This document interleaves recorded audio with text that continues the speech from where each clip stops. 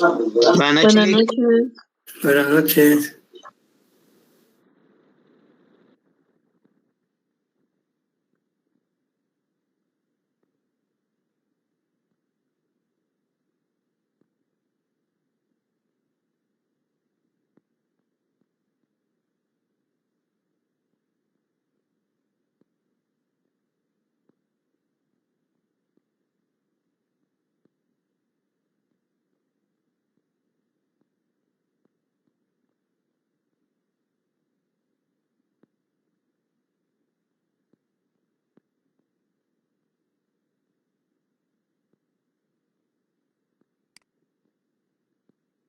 Proyectado en la presentación el artículo 4 del Código de Ética Profesional del Colegio de Abogados y Notarios de Guatemala.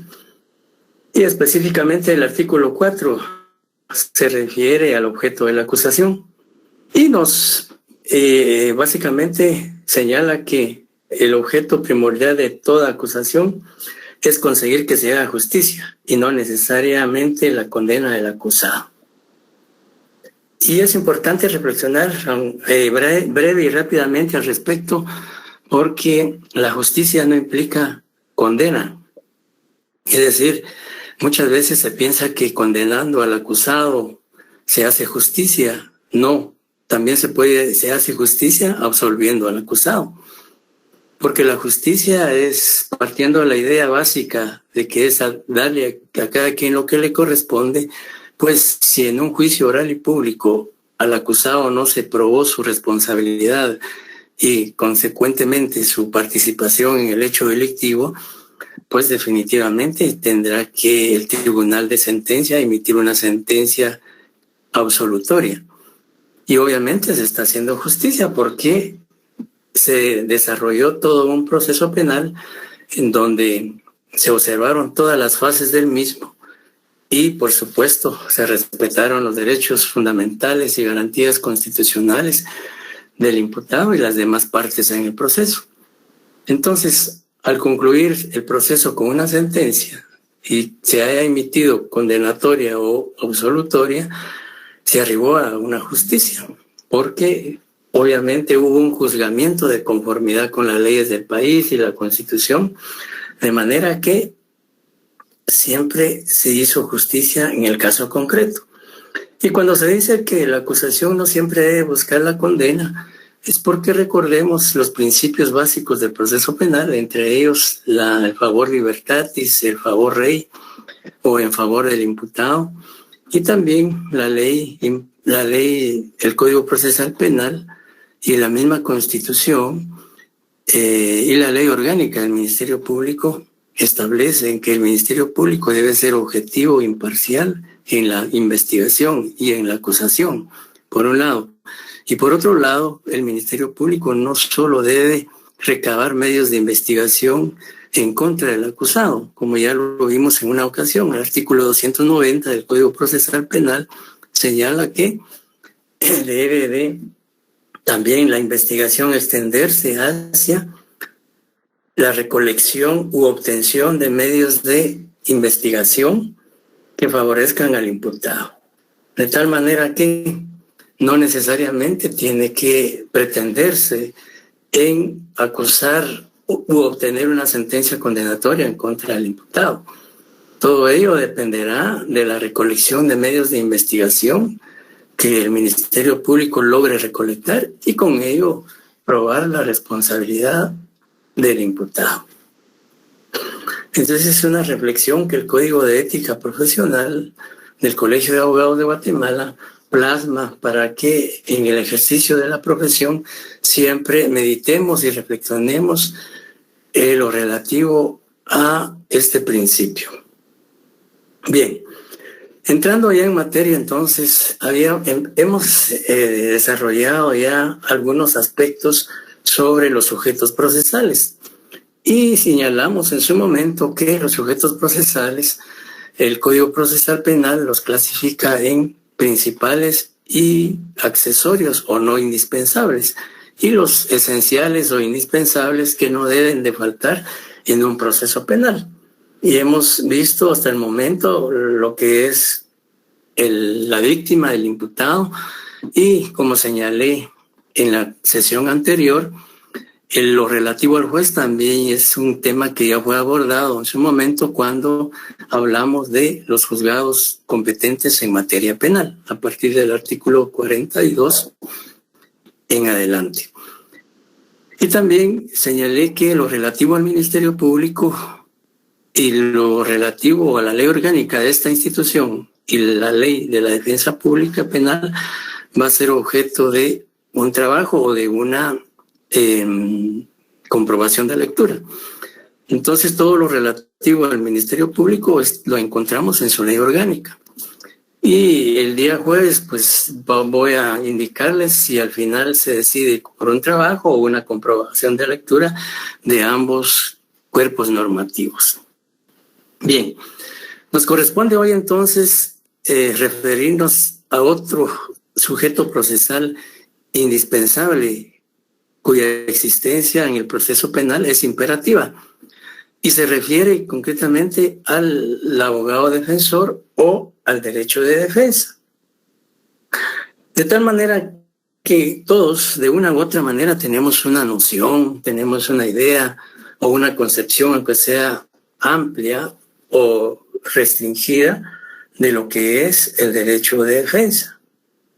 De tal manera que si yo pregunto a Marvin Eduardo, ¿qué será el derecho de defensa para usted? ¿O cómo puede conceptualizar el derecho de defensa? Muy buenas noches, licenciado. Buenas noches. En base al artículo 12 de la Constitución, se podría decir también el derecho de defensa es, valga la redundancia, el derecho que tienen todos los sindicados o todas las personas para poder presentar pruebas en contra de lo que se les está acusando. Ajá, exacto. Licenciado, buenas noches. Buenas noches, Gloria. En base al artículo, perdón. Dígame. En base al artículo 92 del Código Procesal Penal, dice que es una clase de sujeto procesal, el cual tiene la función de ejercer la defensa del sindicado dentro de un proceso penal, la cual puede ejercitarla por medio de la defensa técnica y la defensa material. Ajá, muy bien. Bien, creo que si seguimos cuestionando a otros compañeros, pues indudablemente van a hacer referencia a lo que es el derecho de defensa. Y como hemos ya señalado en sesiones anteriores, es una garantía constitucional o es un derecho que tiene todo sujeto sometido a un proceso penal. Y la misma Constitución en el artículo 12 y el Código Procesal Penal en su artículo 20 señalan que el derecho de defensa es inviolable. Esto significa que el derecho de defensa no puede ser menoscabado, no puede ser restringido, no puede ser vulnerado, porque es una garantía constitucional que se ha prácticamente asignado al imputado para que pueda defenderse de las imputaciones o acusaciones que le formule el Ministerio Público. Pero de todas maneras es importante referirse a lo que es esta garantía constitucional. De manera que vamos a establecer acá, creo que y tengo un problema aquí no me deja avanzar con las diapositivas. Marvin está levantando la mano, no sé si quiere decir algo. No la dejé levantada, disculpe, pero sí le tengo que hacer una pregunta, pero se la haré al final de la clase.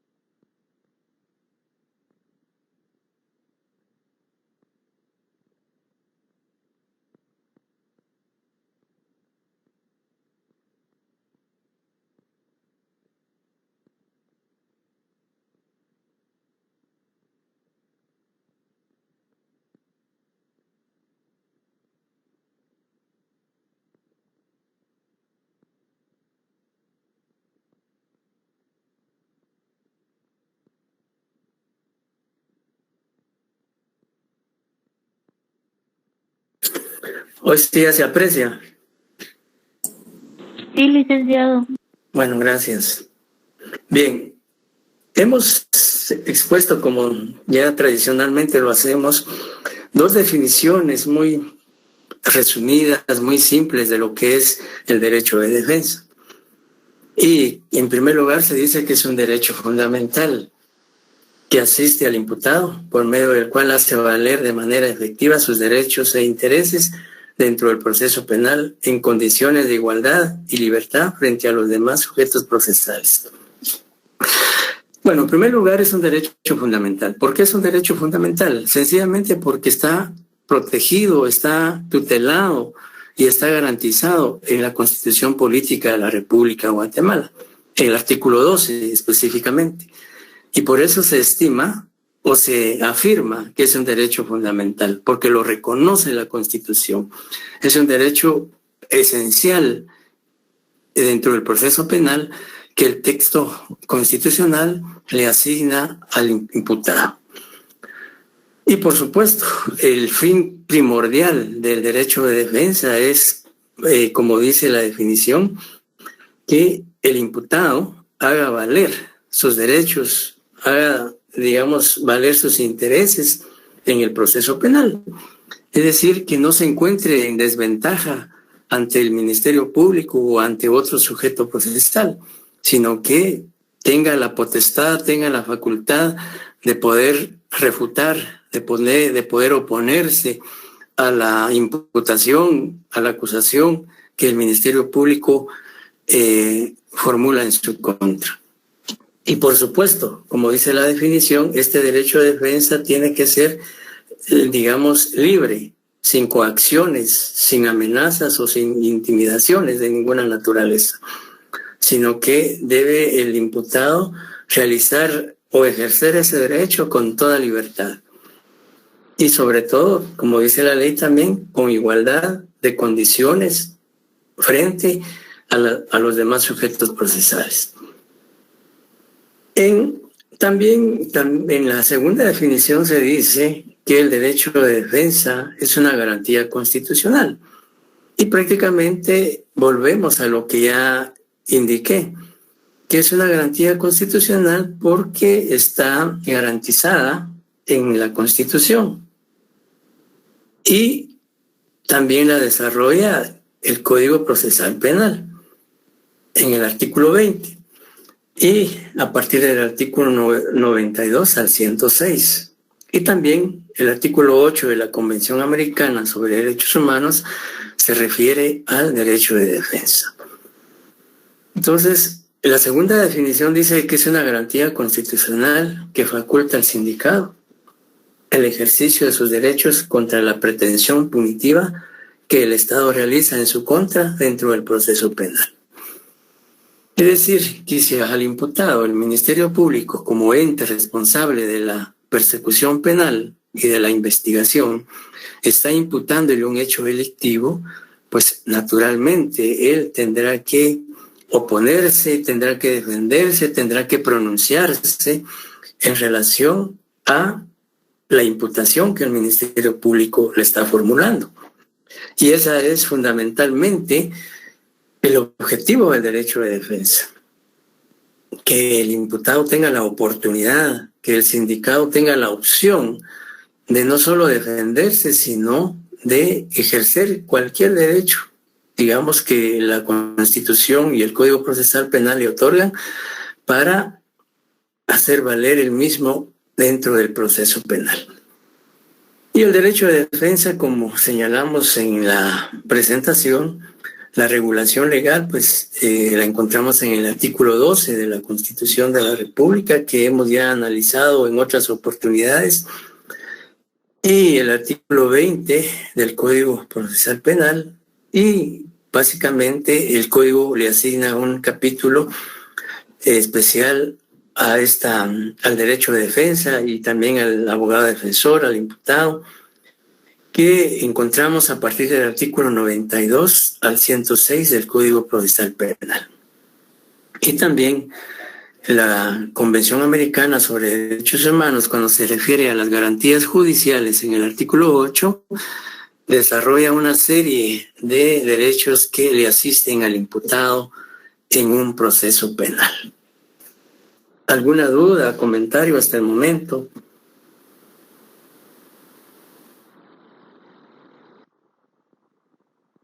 Lick, disculpe, Sí. buenas noches. Buenas noches.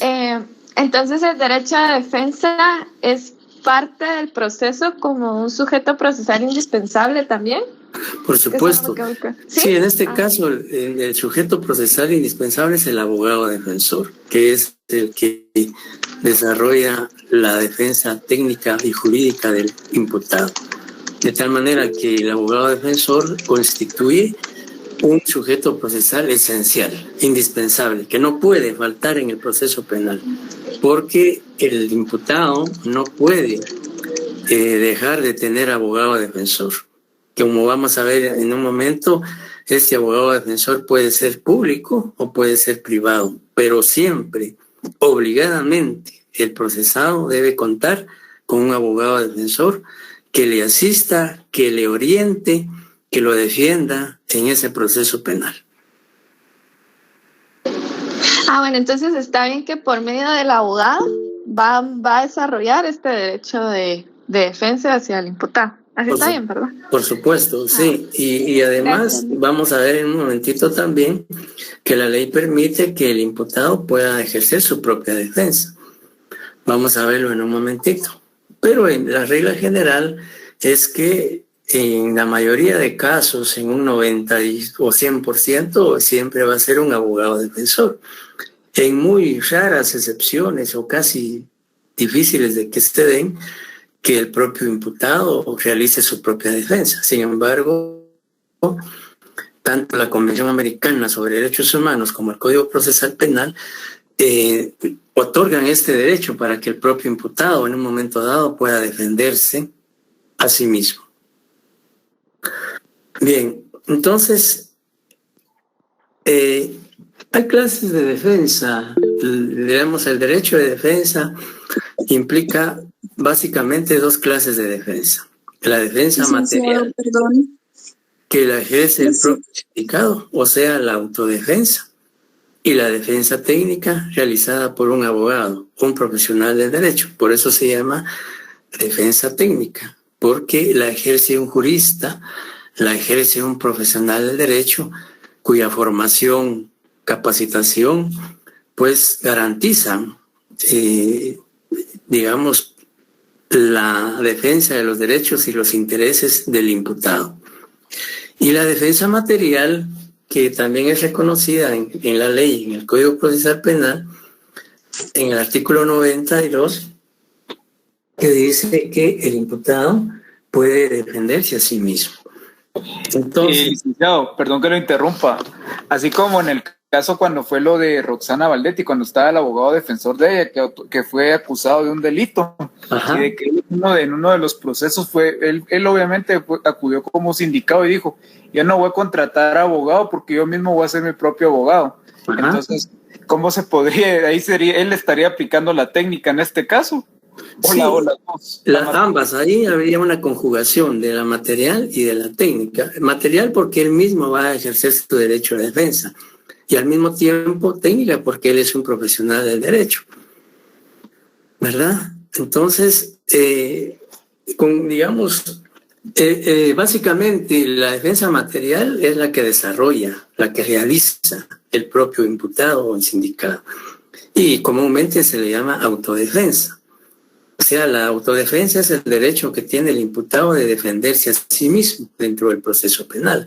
Pero vamos a ver en un momentito que no, digamos, el Código Procesal Penal exige requisitos para que se pueda dar la autodefensa. No es si bien es cierto, es un derecho, pero también ese derecho tiene una limitación. Y esa limitación consiste en el cumplimiento de determinados requisitos para poder ejercer su derecho de defensa. Licenciado, buenas noches. Buenas noches, Gladys. Me surge una duda. Estábamos hablando del derecho de la defensa y de los abogados defensores privados y los que están, los públicos, ¿verdad? Me surge la duda. en estos dos derechos de defensa, ambas formas de defender son lo mismo o varía por ser público y por ser privado. Sí, la defensa es, digamos, única. En lo que hay diferencia es que el abogado privado, el imputado cubre los gastos o los honorarios profesionales y es abogado de su confianza. En tanto que el defensor público del Instituto de Defensa Público Penal es un abogado nombrado por el Estado al imputado. Y obviamente, pues el imputado no paga honorarios ahí. Entonces, básicamente esa es la diferencia, que el privado es un abogado de confianza del sindicato y él cubre o paga los honorarios de este profesional. En tanto que el defensor público es el Estado el que se lo asigna al sindicato por carecer de recursos económicos, por un lado, porque en efecto, pues él no tiene la capacidad económica para contratar un profesional del derecho privado. Pero el derecho de defensa es único. Pues, por supuesto, va a cambiar también dependiendo la estrategia que cada defensor pueda desarrollar en el proceso penal. Y también puede haber una diferencia en cuanto a la formación y la capacitación y la experiencia de cada uno de ellos. Comprendo, licenciado. Bien, entonces... Perdón, una última pregunta que lo vuelvo antes de que continúe. Por ejemplo, en el caso, volviendo al tema del abogado de Roxana Valdetti, que él estaba también como parte acusada y se estaba defendiendo, ¿realmente hay algún impedimento? Que si bien es cierto, él es abogado y tiene el derecho a su debido proceso y la defensa como tal. Pero sin embargo, yo tengo entendido, no sé si usted me corregirá, que realmente uno mismo no se puede estar como que defendiendo en el mismo proceso, porque entiendo yo que tiene que haber siempre un colega, en este caso, un colega que lo defienda a él. No sé si estoy en lo correcto. Puede darse. La ley habla de que, vamos a ver en un momentito, de que la ley dice que cada abogado defensor podía nombrar un sustituto en caso de que en un momento determinado el abogado nombrado no pueda estar o comparecer. Entonces, siempre es conveniente, la ley así lo establece. Si quiere, pues podemos adelantarnos a ver el artículo 97, que dice que un abogado puede siempre tener un sustituto por aquellas circunstancias especiales o de emergencia que él no pueda estar o no pueda asistir a una diligencia, lo cubre el sustituto. Pero en la duda que usted plantea, si él como abogado, de conformidad con la ley, el Código Procesal Penal y de conformidad con la Convención, él pues puede ejercer su derecho de defensa. Y la única limitación que tendría es que no estuviera colegiado activo. Eso sí podría impedir que él pudiera defenderse. Pero la ley no pone otra limitación más que esa, el no estar colegiado activo. No sé si queda clara la respuesta. Sí, ahí estamos bastante claro, Lick, muchas gracias. Gladys Marisol, no sé si quería decir algo. No, licenciado, creo que se quedó, pero ahora que me pregunta me surge una duda. Ajá. Licenciado, en cuanto a la defensa, ¿qué es mejor, un abogado en la defensa pública o de la defensa privada? Por ejemplo, en un caso, por ejemplo, así digámoslo así, ay, Dios mío, por asesinato, un ejemplo.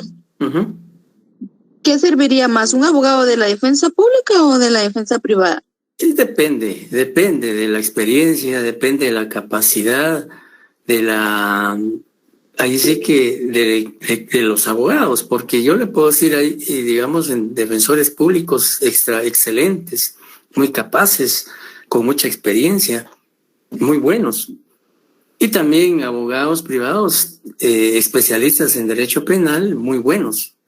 Eso dependerá de la capacidad, de la experiencia, de la estrategia, de la formación de cada profesional. Entonces es difícil decirle a usted, bueno, es mejor un defensor público o es mejor un defensor privado. Eso va a depender, primero, como le decía, de la experiencia y también de la especialidad, porque sobre todo en estos tiempos, hoy pues ya el abogado ya no es un, como decían antes o comúnmente, todólogo, que conoce, por supuesto, su formación es en todas las áreas, pero hoy en día ha prevalecido la especialidad.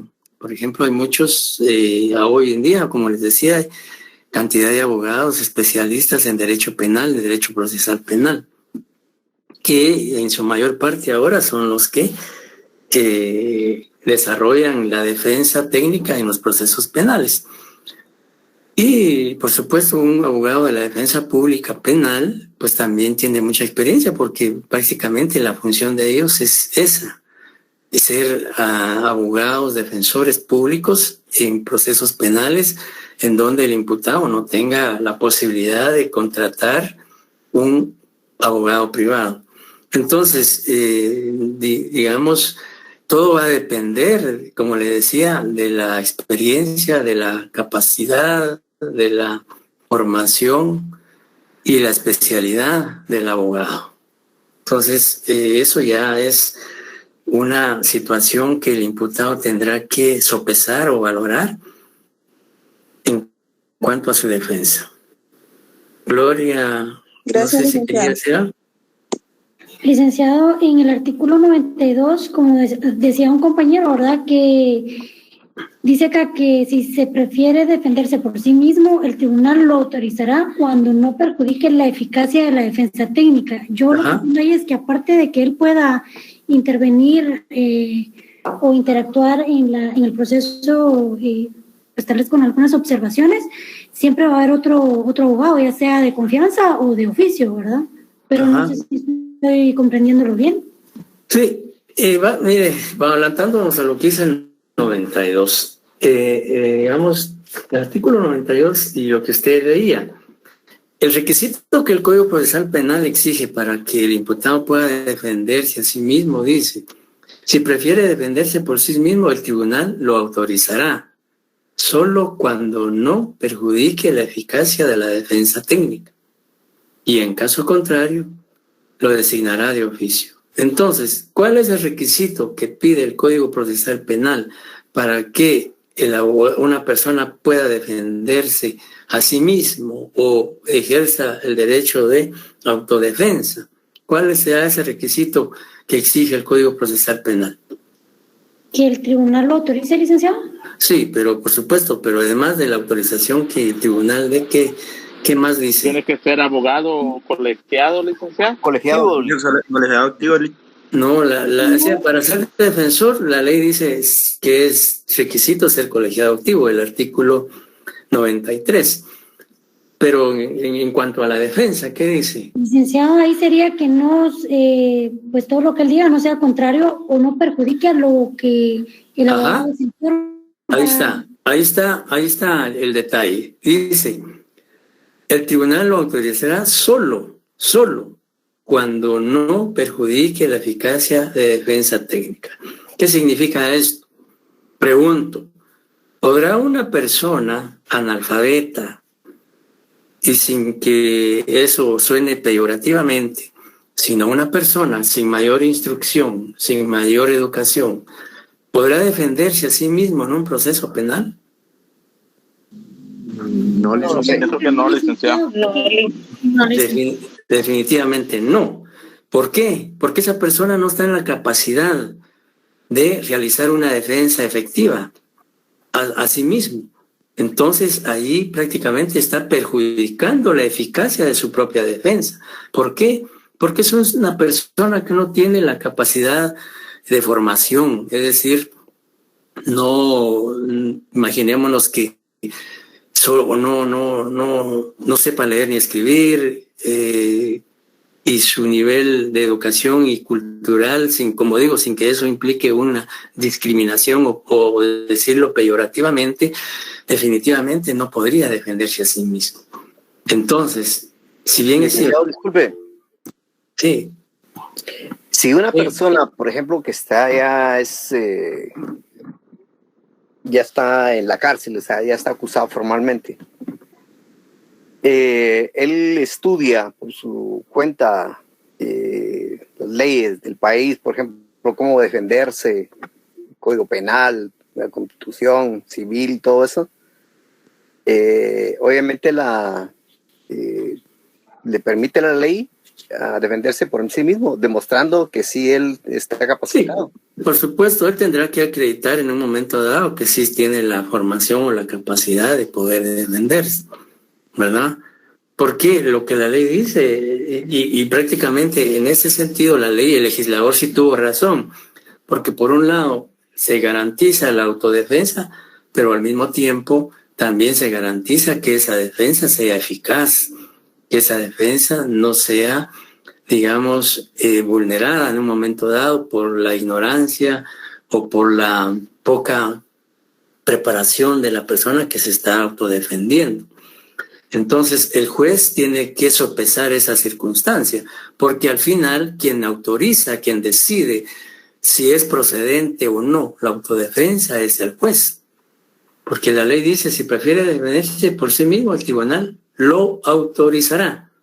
Pero dice, solo cuando no perjudique la eficacia de la defensa técnica.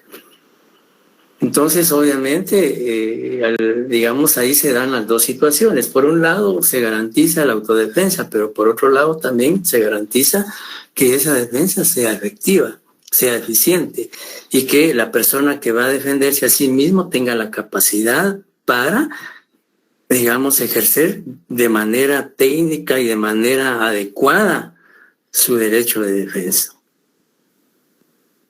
Entonces, como les decía, en la práctica, el compañero citaba un ejemplo que podría ser uno de digamos, tal vez habrá uno o dos, no sé, pero es muy poco. Generalmente, el derecho de defensa siempre lo va a realizar un abogado, sea privado o sea público.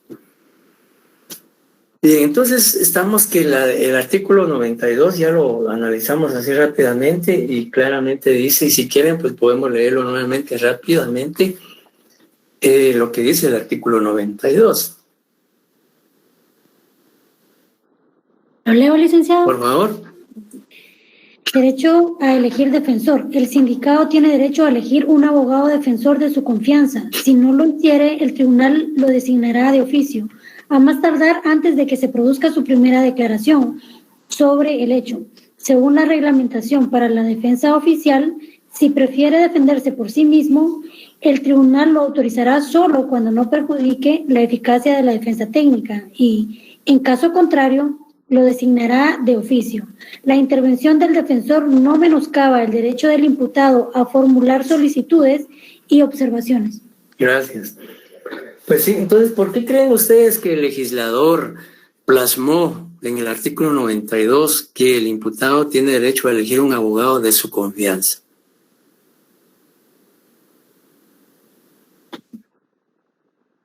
Porque si tiene los medios para pagar sus honorarios, licenciado, tal vez se garantiza, como dice ahí, si le tiene la confianza, es porque sabe que va a defenderlo tal vez de una manera más pronta o más eficaz.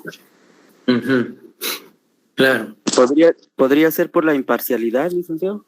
Sí, podría ser también por eso, la imparcialidad, la objetividad. Pero digamos, ¿por qué de su confianza?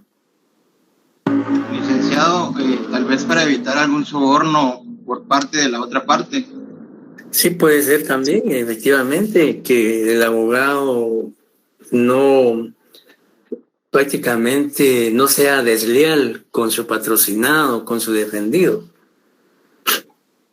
Sí, miren, efectivamente la ley garantiza no solo el derecho de defensa, sino también le da ese derecho al imputado de, digamos, decidir por un abogado de su confianza. ¿Por qué? Sencillamente porque en el proceso penal el imputado tiene que tener esa confianza de que su abogado defensor va a desarrollar un papel eficiente, un papel efectivo, con ética profesional, y que él, pues desde el momento en que él decide quién va a ser su abogado defensor, puede que lo contrata porque este es un especialista en derecho penal, tenga mucha experiencia y que él sabe de que pues es un profesional que tiene una trayectoria buena dentro del ámbito del derecho procesal penal.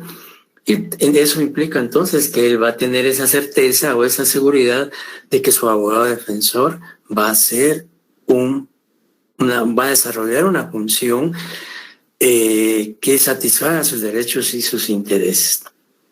Que el resultado al final no sea el esperado por el imputado por diversas situaciones ajenas posiblemente a la capacidad o al desenvolvimiento de su defensor. Ese es otro tema, es otro asunto. Licenciado, disculpe, también podría ser porque lo que se encuentra en juego es su libertad y cuestiones relativas a su patrimonio. Claro. También, por supuesto, él, como usted dice, está en juego la libertad, la vida, el patrimonio, el honor, la dignidad del imputado dentro del proceso penal. Entonces, siempre pues se trata de ver cómo se garantiza ese derecho. Bien, luego encontramos lo que es la defensa material. O sea, la defensa material dijimos que es la que realiza el imputado, ¿ya? Y también conocida como autodefensa, regulada en el artículo 92. Y la defensa material puede ser activa, puede ser pasiva. Dice que es activa cuando declara en el proceso penal instruido en su contra, ejerciendo su derecho de defensa ante el interrogatorio formulado por los otros sujetos procesales. O sea, aquí el imputado se defiende a sí mismo y está desarrollando un papel activo, un papel protagónico, un papel en donde él es un protagonista, porque, digamos, y sobre todo esta defensa material activa se da cuando el imputado interviene de manera práctica en el proceso penal. Por ejemplo, en el interrogatorio, cuando él se defiende del interrogatorio que le formula el Ministerio Público o el querellante adhesivo o su propio abogado defensor, pues él está ahí ejerciendo una defensa material activa, participativa, ¿ya? Y también puede pensarse también cuando el propio acusado propone pruebas, ofrece pruebas dentro del proceso penal o medios de investigación en la etapa de investigación, como testigos, documentos, o él en un momento dado acude a determinadas diligencias, etcétera, etcétera. Entonces, prácticamente el papel activo es la intervención directa y personal del imputado en el desarrollo del proceso penal. Y la pasiva, cuando se abstiene de declarar. Es decir, ya señalamos que el artículo 16 de la Constitución, el artículo 15 y 81 del Código Procesal Penal, aquí nos hizo falta una letra, la vamos a agregar de una vez. Código Procesal Penal. Sí, se aparece, ¿verdad? Sí, licenciado. Sí. ¿Aparece la corrección? Sí, aparece la corrección. Entonces, establecen que el imputado tiene derecho a abstenerse de declarar, es decir, no puede ser obligado por el juez, por el fiscal, para que declare, sino que es una garantía que él tiene de no hacerlo. Y que si no lo hace, eso en nada afecta su situación jurídica. Algunos, sobre todo cuando el Código Procesal Penal cobró vigencia, la mayoría, tal vez no la mayoría, pero muchos defensores decían que el imputado o el abogado defensor no estaban obligados a tener una participación activa, porque dentro del proceso penal el imputado no estaba obligado a probar su inocencia o su no intervención en el dicho imputado, sino que era el Ministerio Público el obligado a quebrantar esa presunción de inocencia como garantía constitucional de la que está investida el imputado.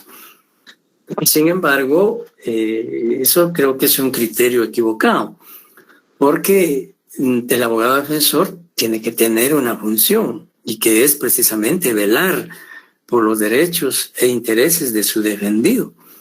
Y entonces, si él en un momento dado puede obtener medios de investigación que favorezcan a su defendido, ¿por qué no ofrecerlos, proponerlos dentro del proceso penal?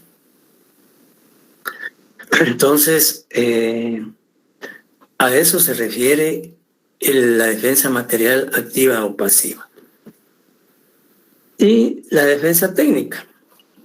Por otro lado, decía, encontramos lo que es la defensa técnica. Y la defensa técnica se le denomina técnica porque la desarrolla o esa función la realiza un profesional del derecho. Y ese es la que realiza el abogado defensor, designado por el sindicato o nombrado de oficio por el juez o tribunal. Entonces, esa es la defensa técnica. Y es técnica porque es un especialista, es un profesional del derecho que se supone conoce la ley, conoce el derecho, y por eso es que se le denomina defensa técnica. Y, por supuesto, a partir del artículo 92 encontramos, veamos rápidamente el artículo 93 del Código Procesal Penal, que dice aptitud. Solamente los abogados colegiados activos podrán ser defensores. Los jueces no permitirán que a través del mandato se contravenga esta disposición. Entonces, no basta ser abogado para ser defensor dentro del proceso penal. O sea, es lo que establece el artículo 93 es aplicable únicamente en el proceso penal. Porque la ley sí es clara, que dice que para ser abogado defensor en el proceso penal, aparte de ser abogado, dice colegiado activo. Entonces, ¿qué significa ser colegiado activo? ¿Alguien sabe? Que tenga sus cuotas al día en el Colegio de Abogados y Notarios de Guatemala. Exacto, la respuesta es correcta. Para colegiado activo es aquel profesional del derecho que está al día en las cuotas de colegiación profesional. Los abogados pagamos durante el año una cantidad para tener derecho a ejercer la profesión, y eso nos habilita para ser activos. Entonces, la ley exige eso. No basta pues ser abogado, sino que hay que estar activos, colegiado activo, estar al día en el pago de las cuotas como profesional del derecho. Y ese es un requisito que el artículo 93 establece. Y también el artículo 94, que habla de la legitimación para el ejercicio de la función, dice: para el ejercicio de su función, los defensores serán admitidos de inmediato y sin ningún trámite por la policía, el Ministerio Público o por el tribunal competente según el caso. Basta que el abogado se acredite. Por eso es que el Colegio de Abogados, cuando uno paga la colegiación, colegiado activo, le extiende un carnet, y en ese carnet se establece que uno está activo. Basta con que el abogado presente ese carnet ante la policía o ese documento que lo acredita como colegiado activo para que él pueda desempeñar o desarrollar su función como defensor. Y la ley claramente en el 93 dice que sin ninguna limitación serán admitidos de inmediato, sin ningún trámite, por la policía, el Ministerio Público o tribunal competente. Y también en el artículo 95 se habla de los defensores comunes. Entonces, ahí la ley permite que dice la defensa de varios imputados en un mismo procedimiento por un defensor común es en principio inadmisible. Es decir, el artículo 95 lo que pretende evitar es que un abogado defensor simultáneamente tenga 6, 7 defendidos al mismo tiempo. Eso, aparte de que no es técnico, ni si bien es cierto, pues puede en un momento dado perjudicar la defensa de otros imputados, lo que es difícil poder a veces desarrollar papel eficiente teniendo varios defendidos en un solo acto, ¿verdad? Y entonces la ley dice que en principio es inadmisible. Sin embargo, pues más adelante el artículo 96 habla de número de defensores, que dice que el imputado no podrá ser defendido simultáneamente por más de 2 abogados durante los debates o en un mismo acto. O sea que la ley permite que el imputado pueda tener 2 abogados en un mismo momento, en un mismo acto, ¿ya? Y que simultáneamente ambos pueden intervenir, es decir, ahí sí que ellos se pondrán de acuerdo en qué momento interviene cada uno de ellos. Y la ley permite pues tener Yulisma, no sé si quiere decir algo.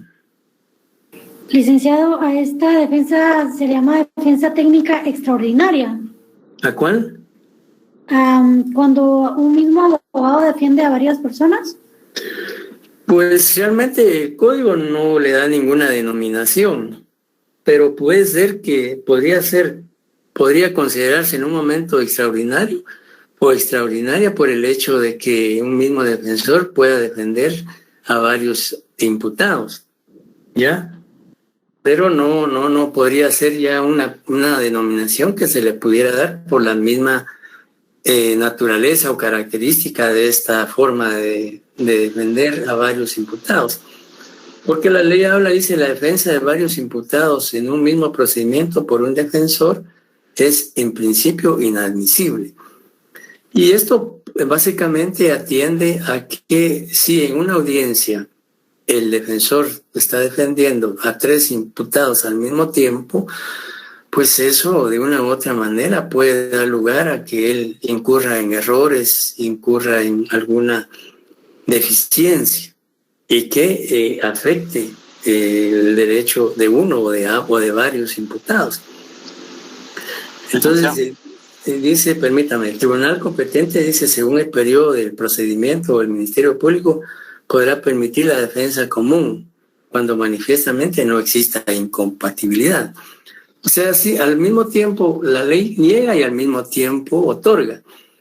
Entonces son de los artículos que a veces se cuestionan porque da lugar a mucha confusión, que por un lado el primer párrafo dice que en principio es inadmisible, pero el segundo párrafo dice el tribunal competente según el periodo del procedimiento, es decir, en la etapa del proceso, o el Ministerio Público podrá permitir la defensa común cuando manifiestamente no exista incompatibilidad. Entonces, por un lado, o sea, son, como les decía, es tal vez no contradictorio, pero sí da lugar a una ambigüedad en ese artículo. Sí, compañero. Sí, licenciado. Entonces, prácticamente en la práctica no se da que un defensor defienda a varios imputados. Si bien es cierto, la ley lo permite, pues como le decíamos, en el artículo 96, primer párrafo, 95, primer párrafo, el juez dice que en principio es inadmisible. Y como les decía, por varias razones. Una de ellas es que un abogado defensor en una misma audiencia defendiendo a 4 imputados es, ¿cómo decirle?, hasta cierto punto no ético, ¿verdad? Porque él sabe que en un momento dado, en una misma audiencia defendiendo a varios, puede cometer errores, como les decía. Y en una audiencia hay que estar atento, hay que estar, digamos, ¿cómo decirles? Eso puede implicar. Un compañero me escribe ahí y dice que él tiene conocimiento que en algunos memoriales comparecen 5 abogados o más. O sea, lo que la ley, el imputado puede tener más de 2 abogados. Lo que la ley dice es que en un mismo acto, en una misma audiencia, un imputado no puede ser defendido por más de 2.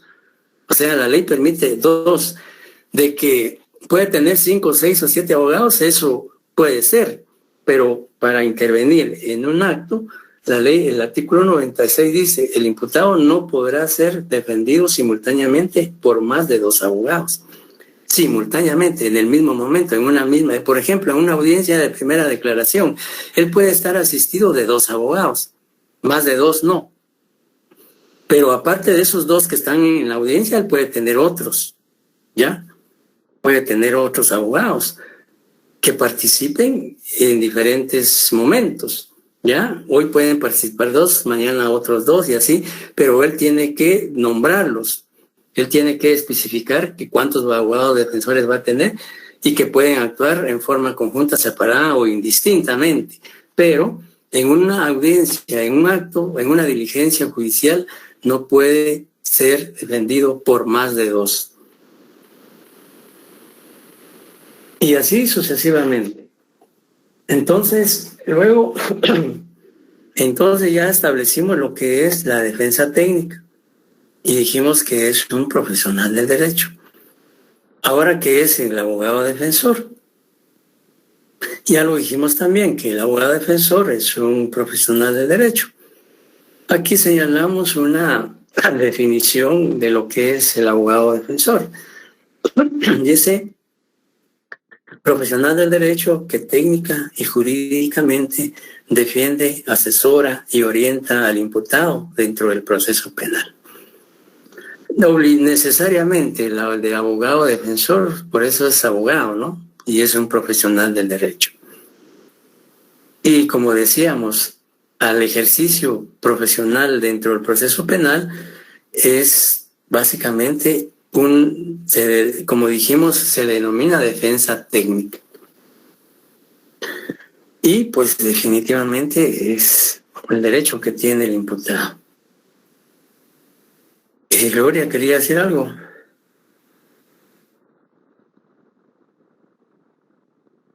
¿Me están escuchando? Sí, licenciado. Sí, se escucha, licenciado. Okay, licenciado. Gloria no está escuchando. Bueno, entonces, clases de abogado defensor. Por un lado encontramos al abogado defensor del Instituto de Defensa Público Penal, o sea, abogado defensor público, que es profesional que pertenece al Servicio Público de Defensa Penal y es nombrado por el juez o tribunal porque el sindicato no nombró abogado de su confianza. Entonces, cuando un sindicado o imputado no tiene los recursos económicos para contratar a un profesional de derecho privadamente, pues el Estado, precisamente para ello se creó el Instituto de Defensa Público Penal, para asistir a aquellos sindicados o a aquellas personas que carezcan de medios económicos para contratar los servicios de un abogado privado. Y digamos, claramente pues es necesario o indispensable porque no puede estar el imputado sin abogado defensor. Y el abogado privado, que es el profesional de confianza nombrado por el sindicato, quien paga los servicios profesionales del mismo. ¿Qué diferencia hay entre el abogado defensor público y el abogado defensor privado? Licenciado, el número de casos que llevan, tal vez a veces eso influye un poco en cuestión de servicio. Un abogado público lleva 30, 40 casos al mes, en tanto un privado pues lleva menos y se puede enfocar más en el servicio que le va a dar a su cliente, ¿verdad? Sí. Y el abogado público se lo paga, le paga el Estado. Ajá, muy bien. Efectivamente, el abogado público lo paga el Estado y el abogado privado, el imputado, su familia, etcétera. Adolfo Corao quería decir algo. Sí, buenas noches. Con relación a lo del artículo 95. Entonces, como dice en principio, ¿verdad? Eso era para ejemplificar un caso real que yo tuve oportunidad de estar escuchando en una ocasión en unas audiencias de debate donde eran muchos los indicados y habían pues varios defensores y la audiencia duró varios días. Entonces los defensores habían tomado como una práctica de que un día iba uno y representaba a todos, ¿verdad? Y así se iban turnando para no ir a todas las audiencias. Y pues siempre el tribunal les preguntaba al inicio de la sesión si aceptaban representar a los abogados que no habían llegado. Y así lo hacían. Pero resulta que hubo un día que ellos no se esperaban de que el Ministerio Público iba a terminar ese día con su interrogatorio. Entonces le correspondía a la defensa su interrogatorio. Entonces solo había un abogado representando a los demás. Y en ese momento él quiso que se suspendiera la audiencia, argumentando que los otros abogados tenían como que sus preguntas o sus cuestionamientos. Y pues tenían un interrogatorio. Ajá, pero el tribunal se lo negó porque le dijo que él había aceptado en la mañana representar a los otros. En ese caso se vieron perjudicados los sindicados porque su abogado, incluso en abogados particulares, los privados, los que lo representaban, no pudieron ejercer la defensa como ellos esperaban, ¿verdad? Porque los representó el abogado que estaba cubriendo y él no supo pues argumentar ya en específico, se enfocó en su representado y no en los demás. Claro, ese es un claro ejemplo y le agradezco mucho que haya traído como ejemplo de ese caso, porque en efecto eso puede ocurrir, que por estar defendiendo en una diligencia a varios, pues puede darse un problema de esta naturaleza o algo más grave. Entonces, en principio, pues la ley, el legislador tuvo razón, pues en cierto modo limitar esa circunstancia. Y como les digo, esto puede originar un perjuicio para los demás imputados. Y en este ejemplo que usted trae a colación, es muy ilustrativo. Gracias. Bien, la otra diferencia es que el defensor público lo nombra el juez o tribunal, y en tanto que el privado lo nombra el imputado. Digamos, la aptitud, ya lo vimos, artículo 93, ser colegiado activo. La legitimación, ser admitido de inmediato por la policía, artículo 94. Defensor común, el artículo 95. Que por favor denle la lectura respectiva a los artículos que señalamos. Y que...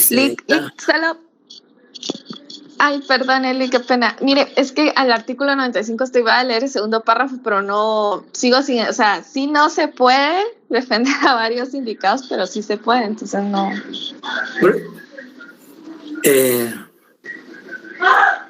Dice el el compañero. Artículo 95. ¿Cuál artículo dice? El 95. Sí, que el artículo 95 en el segundo párrafo. Sí, por eso les decía yo que el artículo 95 es uno de los preceptos normativos que se cuestionan y que da lugar a mucha ambigüedad. Leámoslo. El primer párrafo dice: la defensa de varios imputados en un mismo procedimiento por un defensor común es en principio inadmisible. Significa esto que no es permisible, en principio. Ahí está una prohibición. Sin embargo, el párrafo segundo dice: el tribunal competente, según el periodo del procedimiento, cuando habla de periodo de procedimiento se refiere a las fases del proceso. Puede ser etapa preparatoria, intermedia, debate, etc. Y dice: el Ministerio Público podrá permitir la defensa común cuando manifiestamente no exista incompatibilidad. Es decir, que no hayan circunstancias que impidan esa situación de que un defensor pueda, valga la redundancia, defender a varias personas en un mismo procedimiento. Lo que el ejemplo que traía el compañero, que en una primera declaración hayan detenido a una organización criminal con 6 imputados, y que un abogado defensor esté ejerciendo el derecho de defensa de los 6. Y cuando en la primera declaración, ahí pues obviamente puede haber una incompatibilidad de defender al mismo tiempo a los 6. Y en esas circunstancias el Ministerio Público o el juez no lo deben permitir. ¿Ya? Cuando se advierta la incompatibilidad, podrá ser corregida de oficio, proveyendo a los reemplazos necesarios según esté previsto para el nombramiento del defensor. Como les decía, este artículo, por un lado, al principio no lo permite. Sin embargo, en el segundo párrafo, si no hubiera incompatibilidad, circunstancias incompatibles o razones o motivos que impidan el abogado lo haga, el defensor lo haga, pues se permite. Pero si hay una causa o circunstancias incompatibles que el Ministerio Público considere, por ejemplo, un abogado defensor está defendiendo a 5, el Ministerio Público diga, bueno, es imposible que él pueda hacer una defensa eficiente de los 5 procesados, por cansancio, por muchas circunstancias. Entonces el Ministerio Público lo puede oponerse y decirle al juez, mire, el Ministerio Público se opone a que un solo abogado defensor ejerza la defensa de los 6 imputados y argumentar por qué, sus razones, sus motivos, ¿no? Entonces el juez puede considerar decir, sí, tiene razón, no. Entonces les nombra a un defensor de oficio. Entonces, como les decía, el artículo 95 es ambiguo, aparentemente, pero realmente al final niega, porque si hay causas de incompatibilidad, no se da. ¿Ya?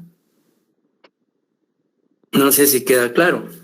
Sí, gracias. Gracias. No muy convencida, ¿verdad? No, creo que tengo que leerlo un poquito más o ver si investigo, pero sí, creo que sí está claro, la verdad. Gracias. Disculpe, Lee. Carlos Solares.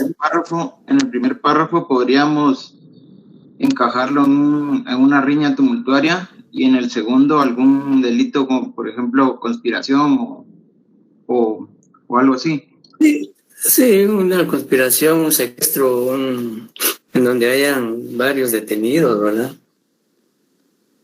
Entonces, sí, como les decía, es que es, digamos, bien complicado que un mismo abogado defensor en una misma audiencia, porque ahí la ley está diciendo en un mismo acto, pueda defender a 3 o 4 imputados. Y yo, digamos, por eso les decía que en principio también es cuestión de ética profesional. Y que el abogado diga, bueno, yo por mucha experiencia, por mucha capacidad, por mucha especialidad que yo tenga, pues defender simultáneamente a 5 imputados al mismo tiempo no es ni ético ni aconsejable, porque esto puede dar lugar a una serie de errores o deficiencias y en perjuicio de sus defendidos, y que en todo dado él también puede tener responsabilidad por eso. Bien, luego encontramos también el número de defensores, que ya lo vimos el 96, la sustitución, que habla el 97, y en estos casos pues dice que se designa que hace el abogado defensor de un colega que lo sustituya cuando éste tenga algún impedimento para el ejercicio de su función. Es necesario el consentimiento del imputado. Esto ocurre cuando, por ejemplo, un abogado defensor, imaginémonos que señalan una diligencia judicial de su defendido el día de mañana, pero que el abogado defensor, tenga que estar el día de mañana en un debate, en un juicio oral y público. No va a poder física y materialmente estar en las 2 diligencias. Tendrá que decidir a cuál de las 2 va, si al juicio oral y público o a otra diligencia de declaración, por ejemplo, primera declaración. Entonces, por eso la ley prevé una situación de esta naturaleza y señala que este abogado puede nombrar un abogado sustituto, para que el ejemplo que estoy trayendo a colación, él no pueda estar en la primera aclaración de su defendido porque va a estar en un debate, pero ha nombrado un sustituto y esa persona va a ser quien lo represente en esa diligencia de primera declaración. Y eso ocurre mucho, en la práctica ocurre mucho, y por eso es que a veces en la práctica muchos abogados se excusan de no estar en una audiencia porque tienen que atender otra, etcétera, etcétera. Y eso no ocurre solo con los abogados privados o defensores públicos, también ocurre en el caso de fiscales del Ministerio Público, auxiliares fiscales, que están investigando varios casos y puede hacer que en ese mismo día, en ese mismo horario, tengan que atender varias diligencias. Entonces, también a veces se suspenden las audiencias por eso, o acude otro representante del Ministerio Público en sustitución del que está ejerciendo la investigación. Luego, nombramiento en casos de urgencia, artículo 98. El artículo 98 lo que señala es que en casos de urgencia y siempre y cuando esté detenido el sindicado, cualquier persona por escrito le puede nombrar un abogado defensor en esas circunstancias especiales. Y dice, cuando el imputado estuviera privado de libertad, cualquier persona podrá asignarle por escrito un defensor ante la policía o las autoridades encargadas de su custodia o verbalmente ante el Ministerio Público o el juez. Asignación que se le dará a conocer inmediatamente. En caso de urgencia, comenzará a actuar provisionalmente este defensor. Miren qué interesante este artículo 98. ¿Por qué creen ustedes que es interesante este 98? Porque no deja desamparado al sindicado, sino que en ese momento va a tener a alguien que lo va a defender y puede ser alguien provisionalmente. Aparte de eso, ¿qué tiene de especial ese artículo 98?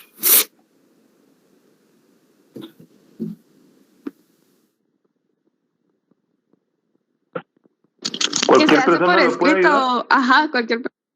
Exacto, cualquier persona. Imagínense ustedes, cualquier persona le puede nombrar un defensor a un sindicado cuando esté detenido. Y que también puede ser verbal. Solo ante el ministerio o el juez. El mismo artículo dice que solo ante el ministerio o el juez puede ser verbal y en los demás casos escrito. Aunque de acuerdo al 109 podría, bueno, pero el 109 más que todo se refiere a otras circunstancias. Pero garantizando el derecho de defensa podría ser verbal, pues porque el formalismo podría obviarse en esos momentos. O sea, el derecho de defensa es inviolable y en atención a esa garantía, pues un formalismo como el que establece el 98, de que debe ser por escrito, pues que eso pesa más, ese formalismo o la garantía de defensa.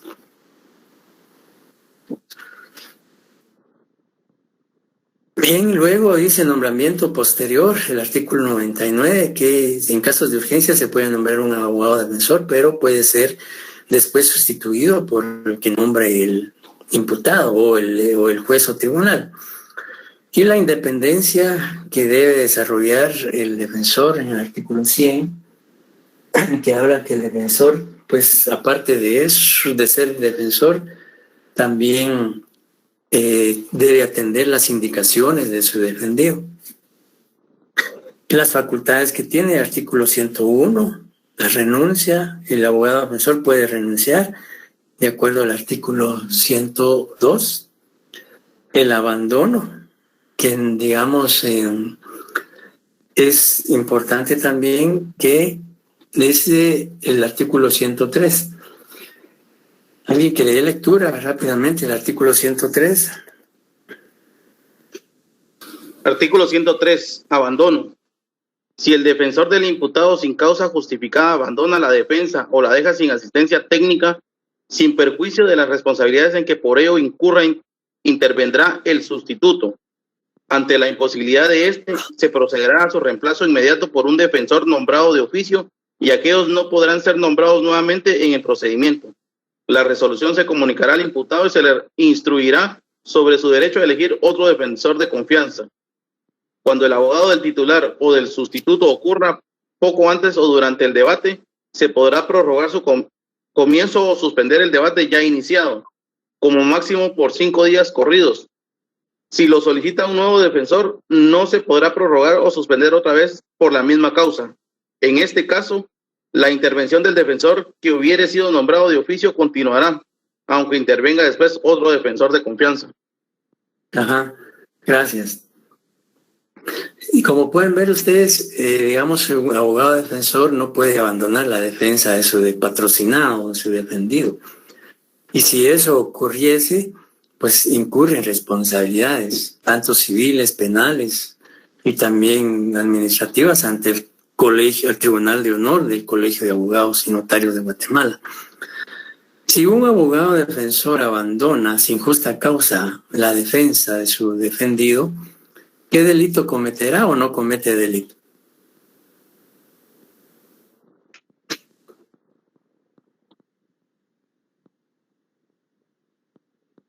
¿Alguien sabe?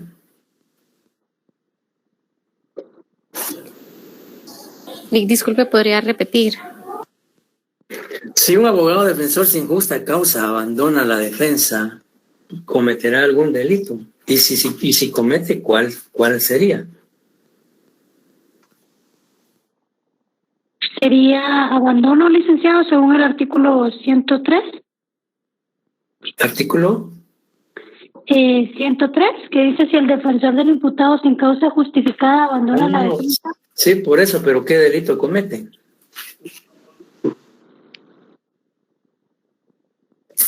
Es que el abandono es el hecho de dejar sin defensor al imputado. De incumplimiento de deberes, Lick. ¿Qué dicen los compañeros? ¿Habla de incumplimiento de deberes ahí?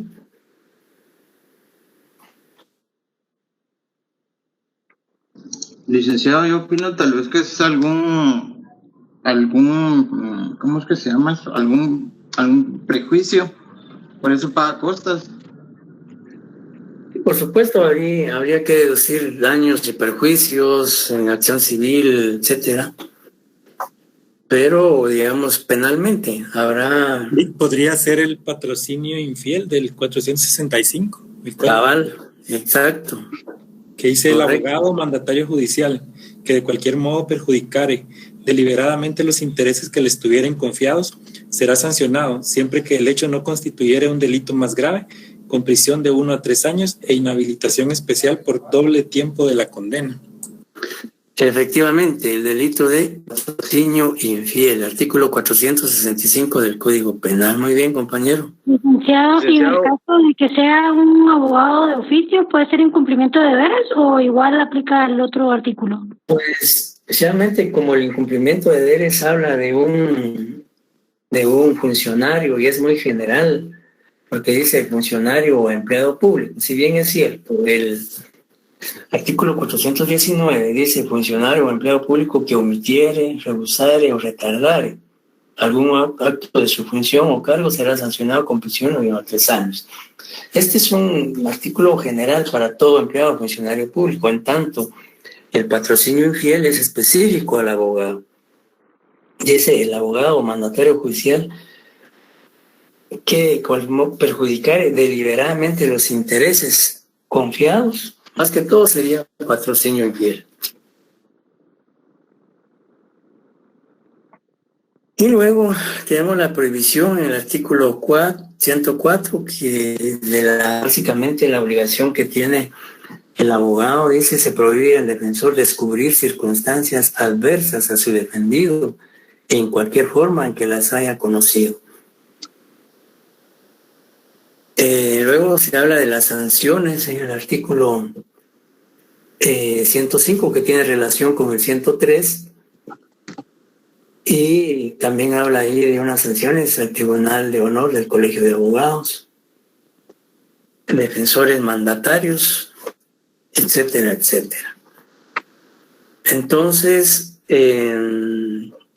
ahí no sé si tienen alguna otra duda o pregunta en relación al tema. El día jueves les voy a especificar si se hace un trabajo o de comprobación de lectura en relación a la Ley Orgánica del Ministerio Público y a la Ley del Instituto de Defensa Público Penal, que son dos leyes que tienen que leer y como parte de un trabajo o de una comprobación de lectura que va a tener una ponderación de 10 puntos.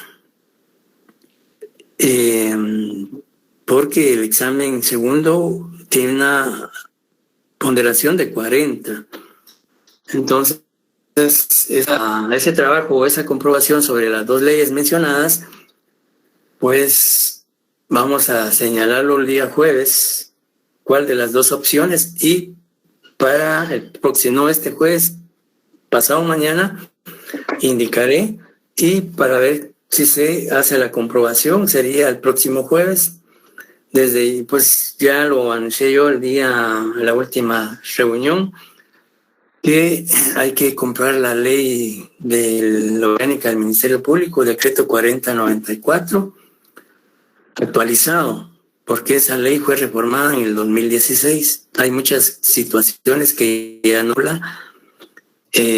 ya la ley actualizada. La ley anterior reunía, por ejemplo, hablaba del Consejo del Ministerio Público, ya no existe el Consejo del Ministerio Público, ha variado el régimen disciplinario, las faltas, etcétera, etcétera.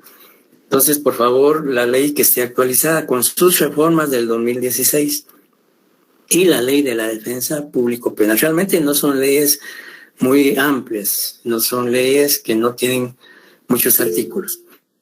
Entonces, después les voy a informar si hacemos al final la comprobación de lectura o un trabajo en torno a esas dos leyes. Está bien, si no hay preguntas, entonces damos por concluida la sesión de esta noche.